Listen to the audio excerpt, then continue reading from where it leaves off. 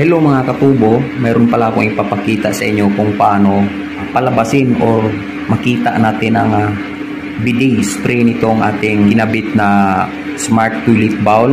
So ipapakita ko sa inyo guys kung paano i-operate ito. Makita nyo ito guys, itong dalawa na ito, yan dalawa na yan, kahit saan dyan, pag pipindutin ilong press mo po yan, may lalabas doon na bidet spray dyan sa may light na yan. I-operate ko mga katubo para makita nyo. Ilong press po natin itong rear BB. Yan o. Diba? Lalabas yung bidet spray dyan. Yan o. Siyempre mayroon tayong, halimbawa ito yung puwit natin. Yan. Kusang sisirit po yan. Ayan. Yun o. Yan po yung bidet spray ng smart toilet bowl. So wag nyo pong alisin yung puwit nyo hanggat hindi po yan nag-automatic off ang tubig nyan.